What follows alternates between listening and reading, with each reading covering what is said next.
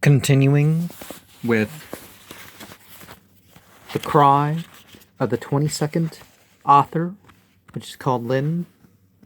And if you remember my Lyn and Tor, no, it's Tan and Tor. Lyn is an interesting one that I haven't quite had the full experience of. So, there comes first into the stone the mysterious table of 49 squares. It is surrounded by an innumerable company of angels. These angels are of all kinds, some brilliant and flashing as gods, down to the elemental creatures. The light comes and goes on the tablet, and now it is steady, and I perceive that each letter of the tablet is composed of 49 other letters, in language which looks like that of Honorius, but when I would read, the letter that I look at becomes indistinct at once. And now there comes an angel to hide the tablet with his mighty wing. The angel has all the colors mingled in his dress. His head is proud and beautiful. His headdress is of silver and red and blue and gold and black, like cascades of water, and in his left hand he has a panpipe of the 7 holy metals, upon which he plays. I cannot tell you how wonderful the music is, but it is so wonderful that any one only lives in one's ears. One cannot see anything anymore. Now he stops playing and moves with his finger in the air. His finger leaves a trail of fire of every color, so that the whole air is become like a web of mingled lights, but through it all drops dew. I can't describe these things at all. Dew doesn't represent what I mean in the least. For instance, these drops of dew are enormous globes, shining like the full moon, only perfectly transparent, as well as perfectly luminous. And now he shows the tablet again, and he says, as there are 49 letters in the tablet, so are there 49 kinds of cosmos in every thought of God. And there are 49 interpretations of every cosmos, and each interpretation is manifested in 49 ways. Thus also are the calls 49. But to each call there are 49 visions, and each vision is composed of 49 elements, except in the 10th Aethyr, that is accursed, and that hath 42. All this, while the dewdrops have turned into cascades of gold finer than the eyelashes of a little child. And though the extent of the Aethyr is so enormous, one perceives each hair separately, as well as the whole thing at once.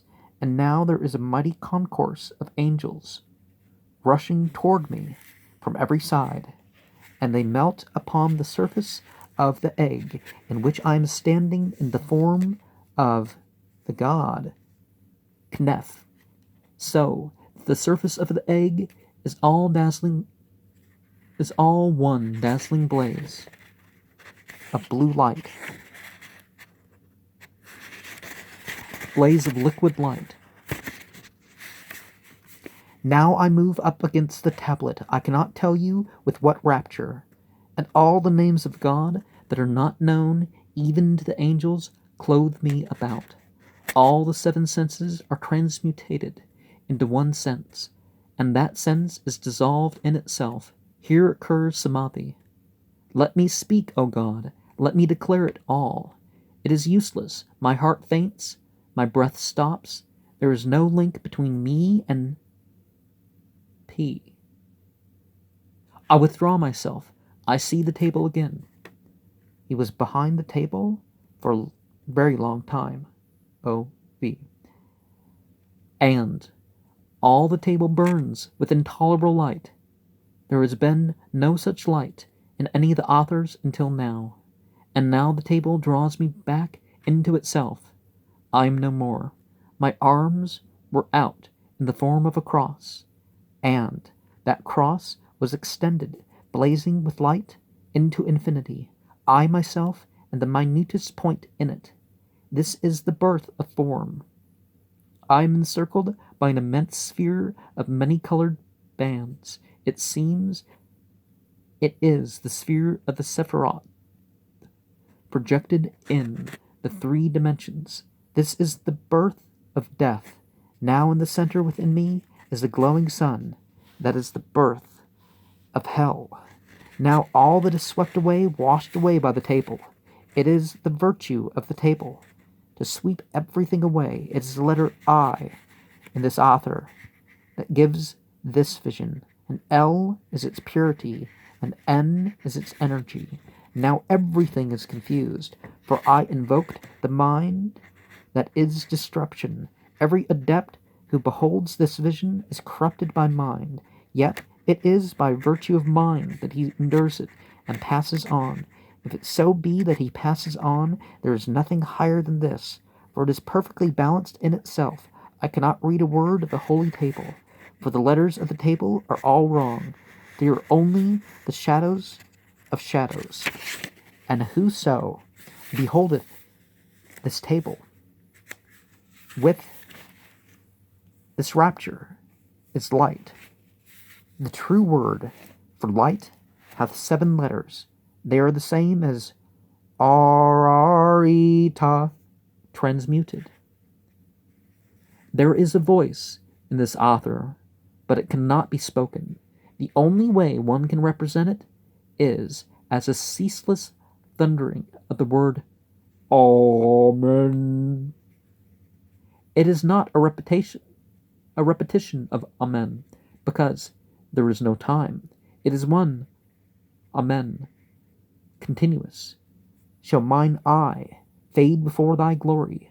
I am the I. That is why the I is 70. You can never understand why except in this vision. And now the table recedes from me. Far, far it goes, streaming with light, and there are 2 black angels bending over me, covering me with their wings, shutting me up in the darkness, and I am lying in the pastos of our Father, Christian Rosenkreutz, beneath the table, in the vault of the 7 sides, and I hear these words, the voice of the crowned child, the speech of the babe that is hidden in the egg of blue. Before me is the flaming rosy cross. I've opened mine eye, and the universe is dissolved before me. For force is mine upper eyelid, and matter is my lower eyelid. I gaze into the 7 spaces, and there is not. The rest of it comes without words. And then again I have gone forth to war, and I have slain him that sat upon the sea. I crowned with the winds. I put forth my power, and he was broken. I withdrew my power, and he was ground into fine dust. Rejoice with me, O sons of the morning. Stand with me upon the throne of lotus. Gather yourselves up unto me, and we shall play together in the fields of light. I have passed into the kingdom of the west after my father. Behold, where are now the darkness and the terror and the lamentation? For ye are born into the new Aeon. Ye shall not suffer death. Bind up your girdles of gold. Wreathe yourself with garlands of my unfading flowers. In the nights we will dance together. In the morning we will go forth to war. For as my father liveth that was dead, so do I live and shall never die. And now the table comes rushing back. It covers the whole stone, but this time it pushes me before it. And a terrible voice cries, Begone, thou hast profaned the mystery. Thou hast eaten of the shewbread, thou hast spilt the consecrated wine. Begone, for the voice is accomplished. Begone, for that which was open is shut, and thou shalt not avail to open it, saving by virtue of him whose name is one, whose spirit is one, whose individuum is one, and whose permutation is one, whose light is one, whose life is one, whose love is one. For though thou art joined to the inmost mystery of the heaven, thou must accomplish the sevenfold task of the earth, even as thou sawest the angels from the greatest unto the least. And of all this shalt thou take back with thee but a little part, for the sense shall be darkened, and the shrine reveiled.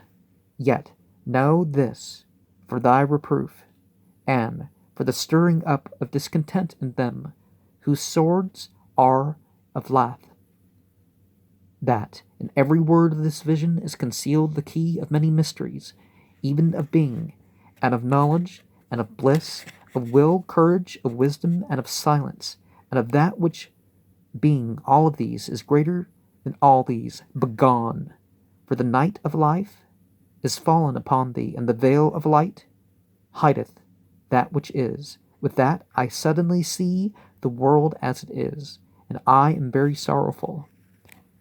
Bowsauda, November 28th, 1909, 4 to 6 p.m. Note: you do not come back in any way dazed. It is like going from one room into another. Regained normal consciousness completely and immediately. And we see some correlations. Well, we saw Zach's mentioned, but we have these squares here. I put them in fluorescent letters, squares, to show you where they are. You have, for the 65th governor name, Lax Dixer.